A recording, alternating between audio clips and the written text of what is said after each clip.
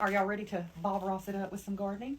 If not, you can keep paying high grocery prices. That's okay by me. Starting with mycorrhizae. Mycorrhizae. I'm from the South. I barely speak English, okay?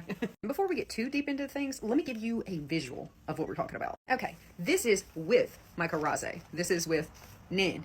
See the difference in these fibrous root systems versus this non-fibrous root system? Now let me give you a visual from the top. This is a plant with it, okay? Here's another one. Let me get, ooh, this is with it. This is with it. And to be quite frank, I don't have too many pictures of without it because those didn't do well. Before I get too into detail, let's just talk about some benefits real quick. So this mycorrhizae makes plants more disease resistant, more drought tolerant. They can access more nutrients. They can absorb more nutrients. All very important to the soil and your plants, right? So how does it do that? Well, while I draw, y'all stare at that bald spot in the back of my head because my hair don't grow that great, okay? So let's pretend for a second that this is a tomato plant.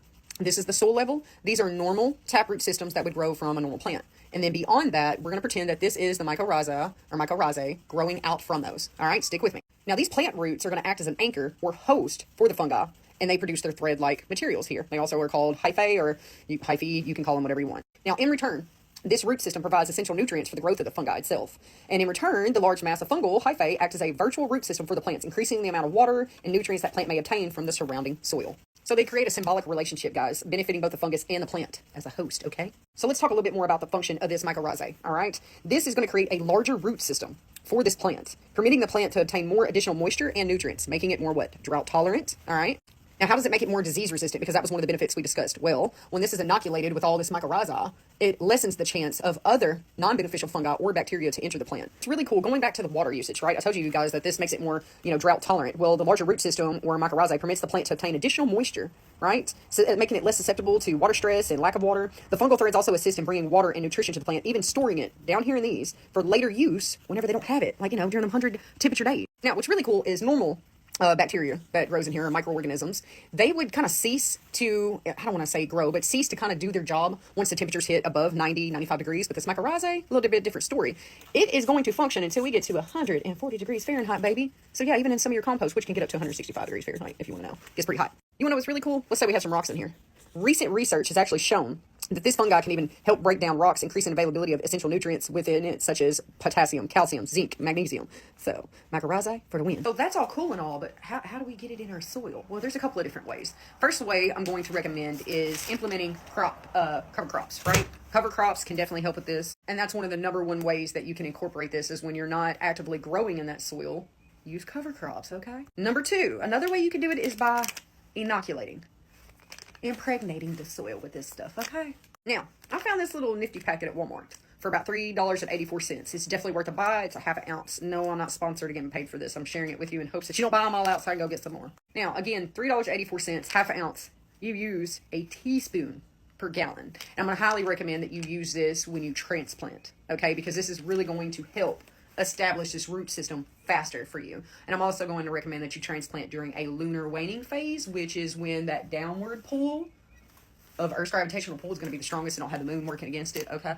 It's going to help it establish quicker, better, faster. Now, what's neat about this packet that I didn't really get into, because I don't like that information overload either, okay? I'm lying, I do. I love it. I thrive in it. But not everybody does. We all learn at different capacities. Now, what's really cool about these two things that's in this right here are the Echo mycorrhizae and the Endo mycorrhizae. Echo meaning external. Those are the ones that kind of grow on the outer side of the roots. And then the Endo are internal. They actually latch on to the inner cells of the root wall, okay? This little packet contains both. And a long line of bacteria that I'm going to spare your brain on naming, okay? It's a whole lot of scientific terms. But I am going to take some time to read off some further benefits, okay? It extends the plant's root system. The hyphae on the mycorrhizae can reach areas of the soil that the roots can't. Plant provides fungi with nutrients via photosynthesis. Fungi provides plant with water and nutrients from soil. Helps plant grow in tough conditions, drought, salt, toxic metals. You folks up there in, what was that, Ohio, that had that train derail? Cover crops. You're going to need this. All right, this stuff helps build, maintain soil quality and structure, okay? Helps establish root system more easily and quicker. See what I mean by transplanting and using it? Helps plants resist erosion, compaction, surface sealing. You folks with clay soil, you need it, okay? Helps plants use water more efficiently. This is found in 90% of all land-dwelling plants and has been for the past 400 million years. It quite literally increases the uptake of water and nutrients by 1,000. But did you hear me? And it can colonize the entire root system within 1 to 3 days. That's some fast-moving fungi. Now let me tell you what can kill it, because you're probably using some stuff in your garden right now that's going to kill it. Fungicides of any kind wipe out all fungi, even the beneficial. You folks that are like, I got a mushroom in my garden, is it going to kill it? No. Most mushrooms you find in your garden, good. You see no mushrooms, no bueno. You done killed them all. Now, there are a few plant families or species that it's not very compatible with. It won't hurt them per se, but they won't necessarily benefit from them. The Brassica family is one of those. Broccoli, cabbage, cauliflower, kale. Also, blueberry, cranberry, pecan, chestnut, and hazelnut. So what can kill this fungi? Temps over 140 degrees. Thank God we don't live in a desert. Soil drenching for fungicides. Yeah, Systematic fungicides, because they can accumulate in the root tissue, killing the mycorrhizae. Dramatic swings in the pH, like you folks that like to throw baking soda and vinegar on your garden. Quit doing that. That's not a quick fix. It is to kill stuff. Overwatering. Over-fertilizing. Oh yeah, I forgot a really good benefit.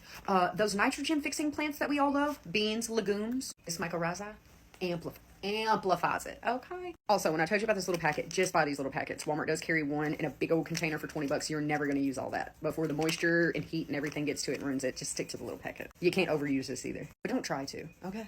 Cover crops, composting. That's a natural way of doing it. If you ain't got that, inoculate, impregnate. There's your soul lesson for today.